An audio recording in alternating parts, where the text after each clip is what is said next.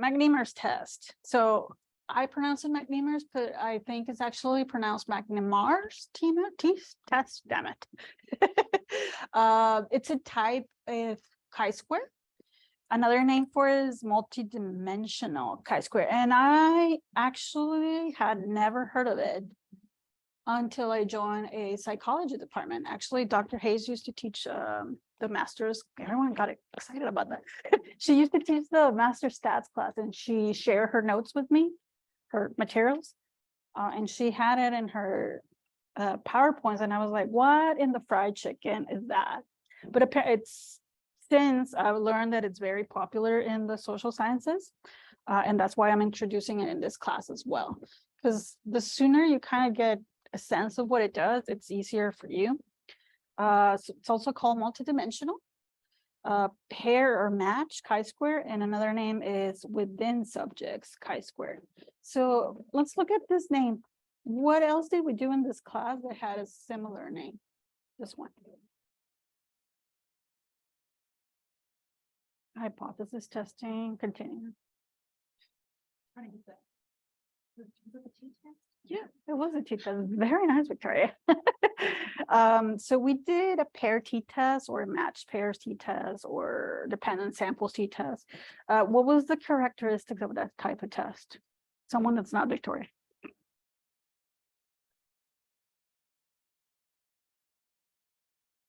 So, well, okay, if you don't remember what the t-test was, what does that tell you from the name of it? That it was paired. That it was pair. I mean, that's the name. So what does pair mean? Yes, you're pretty close. So what you're thinking of is the section for hypothesis testing 2 samples, and we did have 2 samples. But when they were paired, it just means that it was the same subject being measured twice. So for the chi-square, we're doing the same thing. Let's turn the page and remember. So we had independent samples. And then we had pair samples. So give me an example for independent samples. I'm gonna drink some water.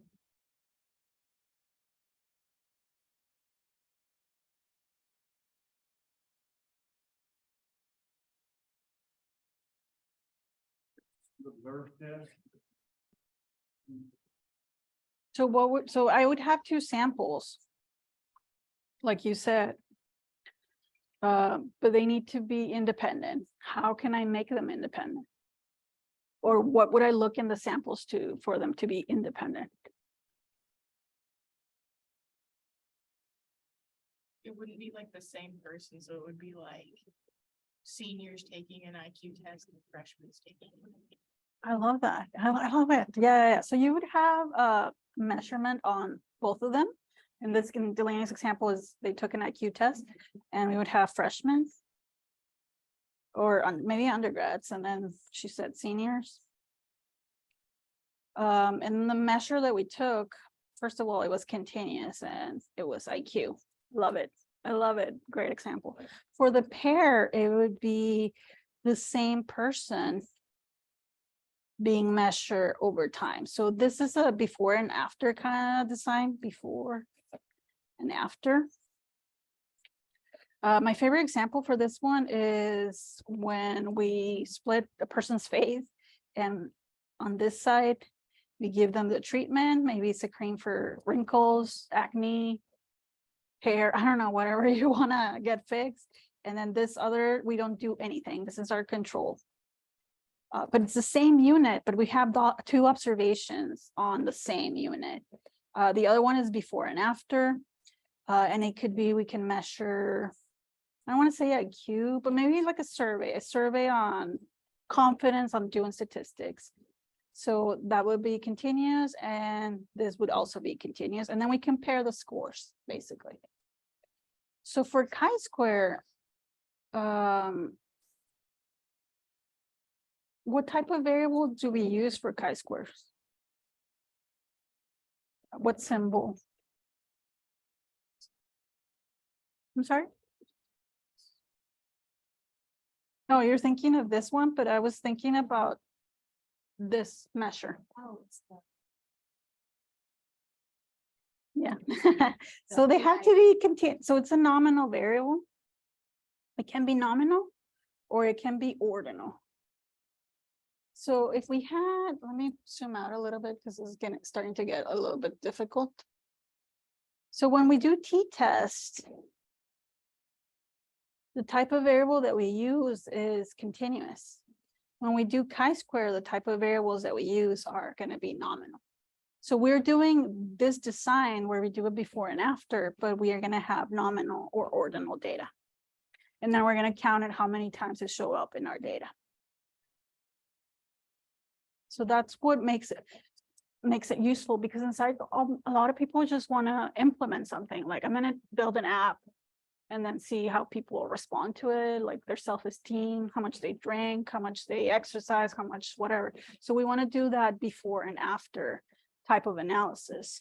And sometimes the data, it's not going to be continuous. It could be nominal or it could be ordinal. So ordinal, if you ever taken a survey, whenever you take like strongly agree, strongly disagree, that's ordinal data. So what I found out in the 4 years that I've been in the psych department is that using analysis that are for nominal or ordinal data are a lot more useful than the ones that are for continuous data. And this varies, like when I used to help people like in chemistry or biology, this was not an issue. Like nominal data was not an issue. It just happens that in social sciences, this tends to be the most useful one. And that's why I wanted to add it to this class. Okay. Cool. That was a long introduction to it. So here I have 2 examples of research questions that you could answer. Is there a change in the proportion of voters following a press conference? So this implies that you, or I don't know, your newspaper had the proportion before this press conference, and then they took that measurement again, that proportion after that conference. So here I have another example. Does the proportion of success versus failure change significantly after treatment? So success or failure to, I don't know, something that you can treat with psychotherapy. Does that make a change in that sample? Can you change people's behavior successfully to whatever you want? So that's what the second research question is asking. Kind of mentioned this one already, the assumption that we have to use a nominal variable. You could potentially use it for ordinal as well. What else? Well, you need to at least 2 variables. So a little summary again. When we use the goodness of fit, how many variables do I have? The chi-square goodness of fit.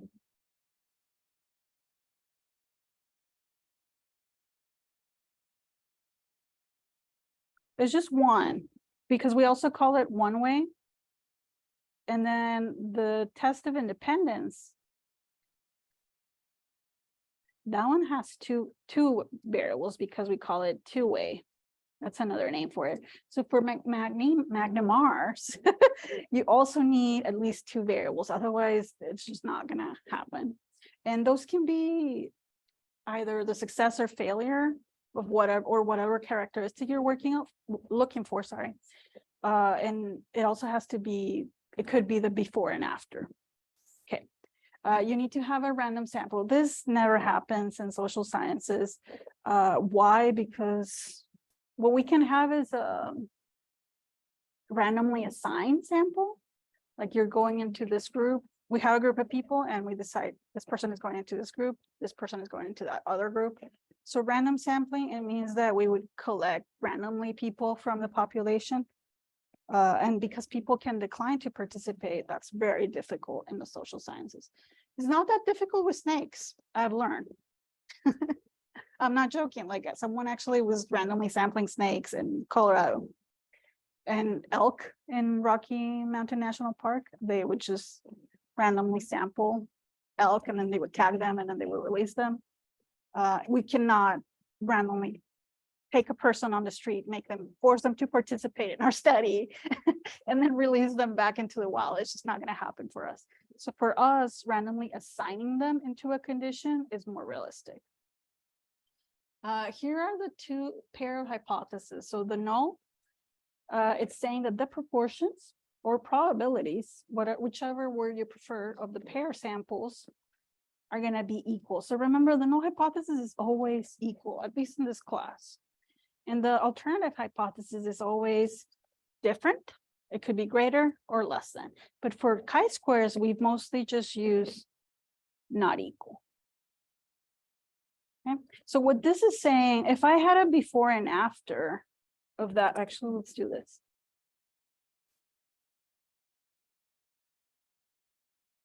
If I had a before and after of a weight loss program or something, if there's evidence to support the null hypothesis, what does that mean? Did I lose weight?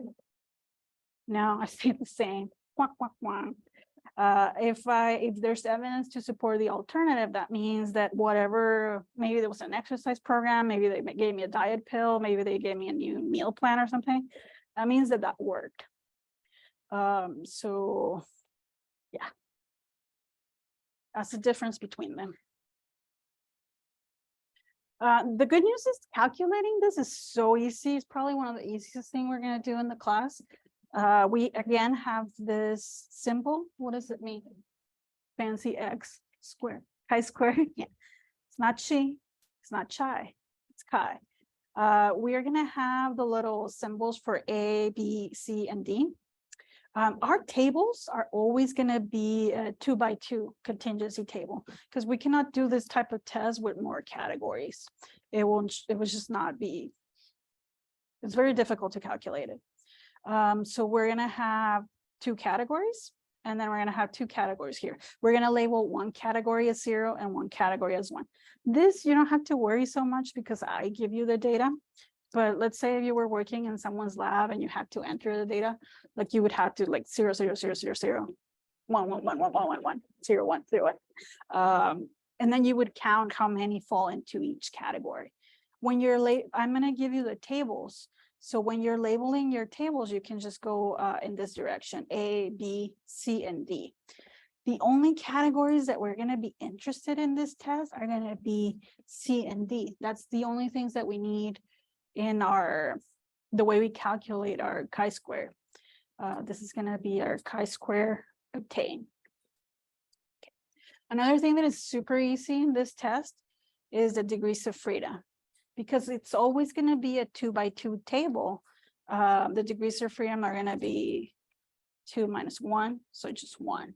So it's always going to be 1. You don't have to actually do this, just automatic 1. I'll talk about why these 2 are the most important when we actually start a problem, which is right now. Take a moment to read it. Tell me, how many samples do I have?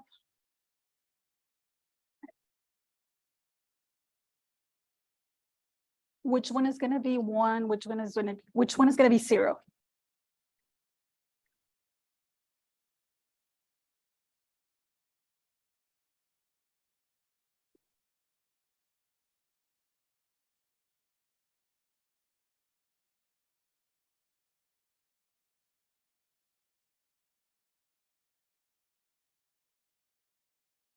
It doesn't really matter which one you label as 0 and which one you label as 1, as long as you don't mix them up. So here I'm going to go with smoker is going to be 1. This is going to be 0.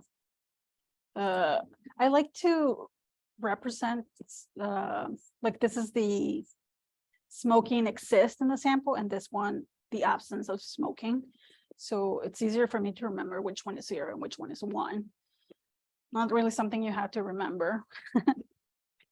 So what are people trying to do here? And without thinking of statistics, what are they trying to show? Why are they even doing this? The video like impacts people smoking. Habits, yeah. So we have people that smoke and don't smoke, and then we're going to show them a video, and then we're going to see if that changes how they're what their smoking habits are. Whether if they are currently smoking and they stop smoking, that's probably good. If they were not smoking and the video made them smoke, that's probably not good, and definitely not what we want. So we're interested in this one. They were non-smokers before and they started smoking after. That's probably not good. We're interested in that. And then we're interested in this one. They were smokers before. We're especially interested in this one because if they smoked before and they stopped smoking due to the video, that could show some evidence that that video is working, at least for certain people. So that's why we only focus on this diagonal. We also call it ordinal. This coordinate. The ordinal. This is A, this is B, this is C, and this is D. And for the most part, we're just gonna ignore whatever's in A and whatever's in D. And that's a reason why a lot of people critique this test, because you could have like 100 people here. I could have 1,000 people there and another 1,000 people here, and I'm just not looking at them at all. I'm only focusing on this diagonal. So that's a criticism of the test. I did not make it up, so don't give me sass for that. Okay, let's write our pair hypothesis. What does the null hypothesis say?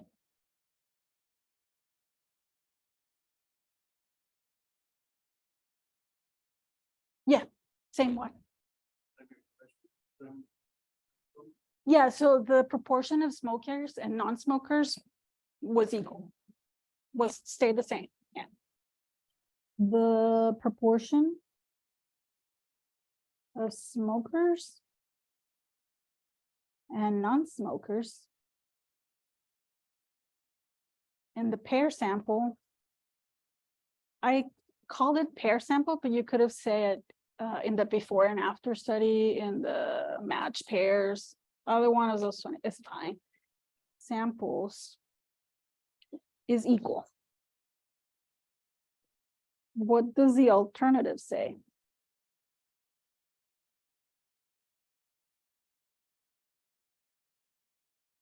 The proportion, prop of smokers and non-smokers and the pair samples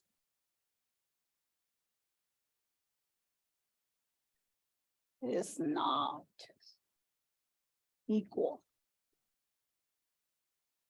Questions on this? Can you just say, let me read it. The proportion of pair samples are equal. Yes, that's still appropriate. I just think it's easier when you do the interpretation if you actually look at the context of the problem. Okay.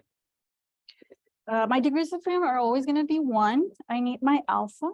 What is my alpha in this problem? It's just 0.05. So my chi-square critical, get the table, is this number. That's convenient. 3.84.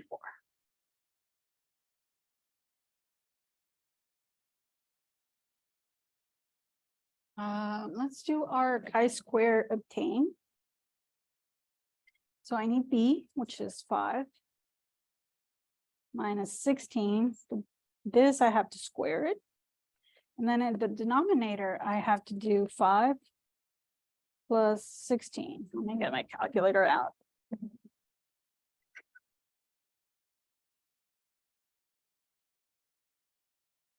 I forgot to charge this. I'm sure it's going to die by next week. Okay, 5 minus 16. Remember, when we square something, what happens to it? Becomes positive. So this is 121. 21.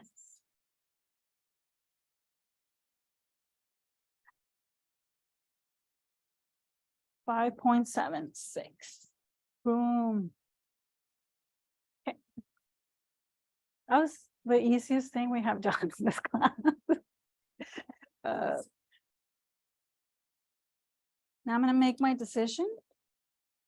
My chi-square critical would be around here, chi-square crit 3.84. This is my rejection region.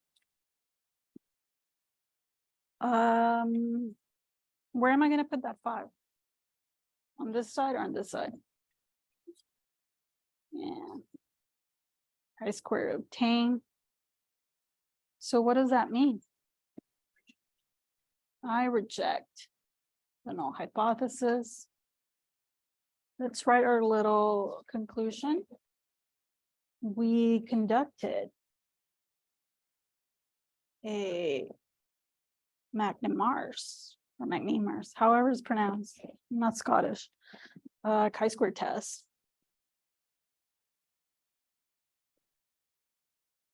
At the significance level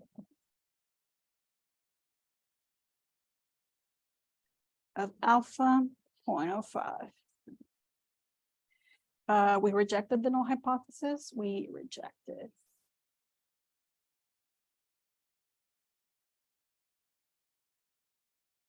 Hypothesis. What does that mean? Yeah, there was statistically significant evidence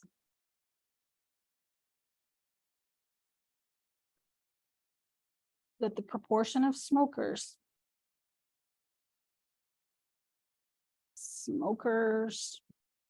and non-smokers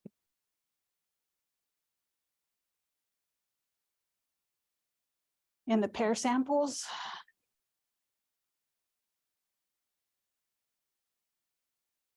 was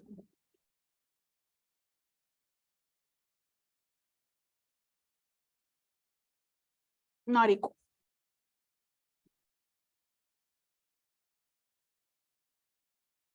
And then we do a little chi-square, or a little APA style. So it would be chi-square, degrees of freedom 1.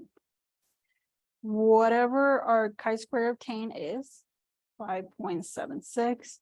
And then we would add the p-value, which we cannot calculate by hand at the moment. Questions, comments, complaints? That was easy. I think it was easy. What's up?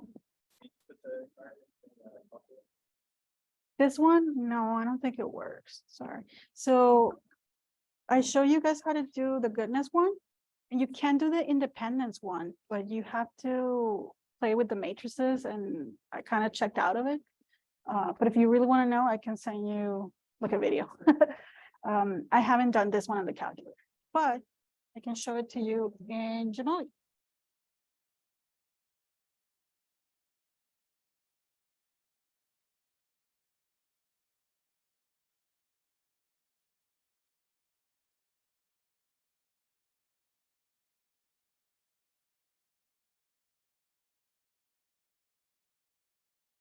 So modules. Let's go all the way down to chi-squares. Bless you.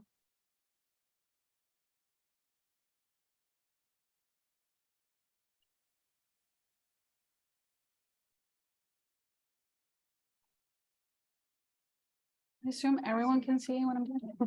Okay, so we have a lot of variables here because it's the same data for the whole section. So I have 2 columns, before and after. And then inside each column, let me show you. I have 2 levels, non-smoker and smoker. And here I actually label them as 1 and 2. That's okay. But it could have easily been 0 and 1. Let me show you. Let's do descriptives first, just to show you the differences.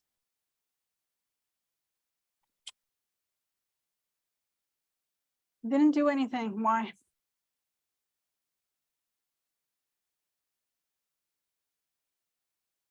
Yeah, frequency table. So that tells you how many there are.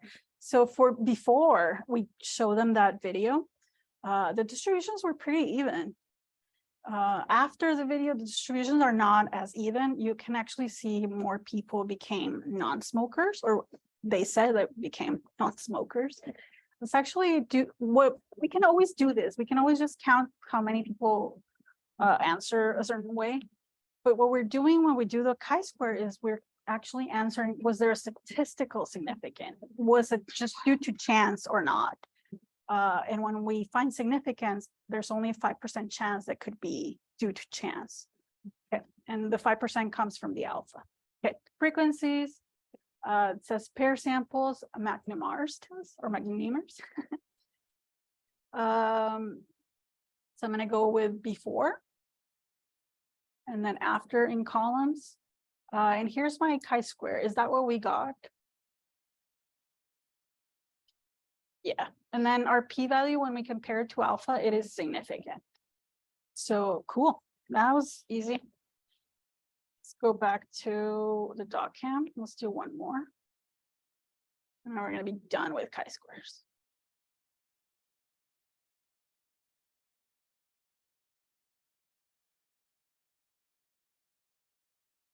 I'm such a dork. I actually had it here. It's okay. I won't do it for the next one. So take a moment to read it. I don't think I have an alpha, but let's use alpha 0.01 just for fun.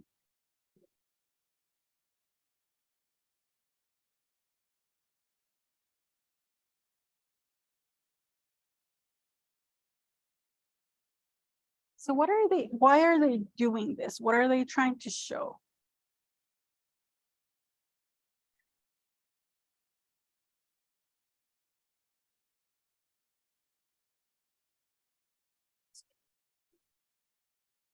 Yeah, for something. They don't really tell us.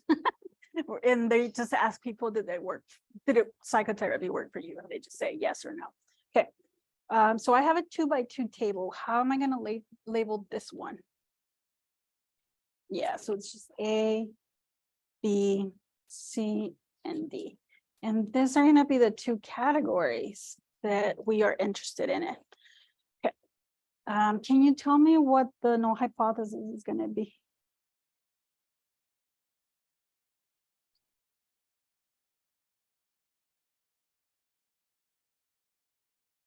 We can go with the generic, the proportions of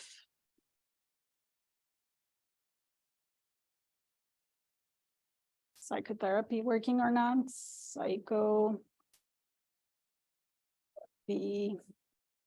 working, not working, and the pair samples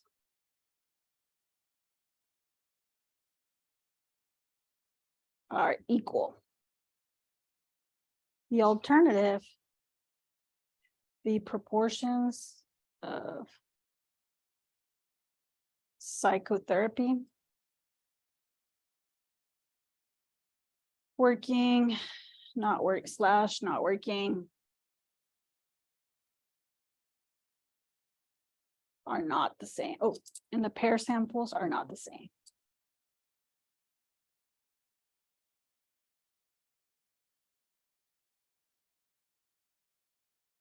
Are not the same. So pause. Another way of writing this would be to use pi equals. And then for this one would be pi different pi. So this means proportion statistics. I prefer the writing out of it. I think it's clear what you're doing. My degrees of freedom are always going to be equal because I'm always going to have a 2x2 table. My alpha, we decided is going to be 0.01. What is the chi-square critical?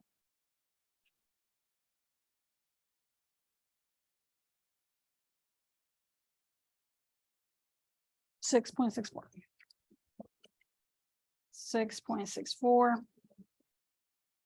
Now I'm just going to focus on this table so I can find my test value or chi-square obtained. So 100 minus 10 squared. 100 plus 10.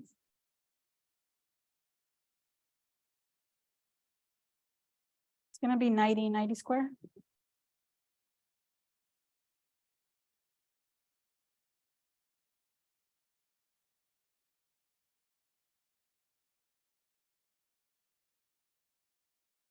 70, that's a giant value for a chi-square.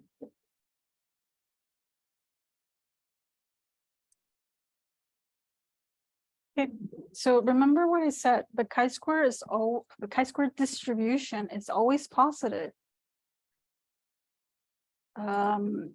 Starts at 0 all the way to positive infinity. So the closer you are to 0, you're less likely to reject. The further you are away from 0, you're more likely to reject. So here I have my chi-square critical, 6.64. This whole thing is my rejection region. My chi-square obtained is 73.63. It's a lot. Okay. So I have the output here. I did it the same way as before. What does that p-value tell you? What do we compare it to?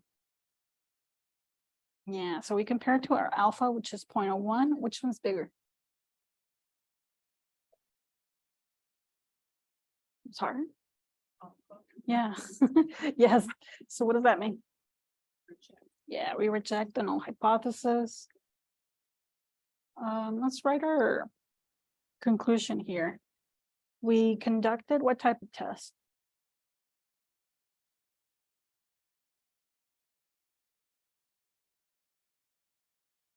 McNemar's test using a significance level of alpha 0.01. We rejected the null hypothesis.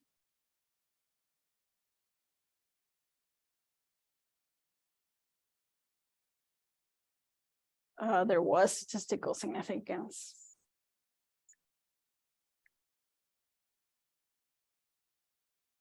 To indicate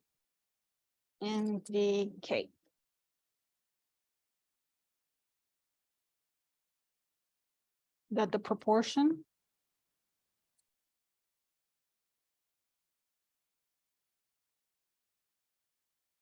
of people who claim psychotherapy work, not work, were not equal. So we have the same problem we had with ANOVA. Actually, let me finish the APA and then I'll chi-square. What goes inside the parentheses? Yeah, degrees of freedom. My chi-square obtained 73.6. P-value, the P needs to be in italics. Oh, less than 0.001. So we have the same problem that we had with the ANOVA. ANOVA only told us when we had 3 groups, yeah, one of them is statistically significant than the other, but it doesn't tell you which one. For this one, my recommendation would be to look at the frequencies for each or run my own descriptives to see how those change. And that's where you can say more people said that it worked or more people said that it didn't work. So it only tells you that there's a significant change from going from before and after, but it doesn't tell you exactly where it is.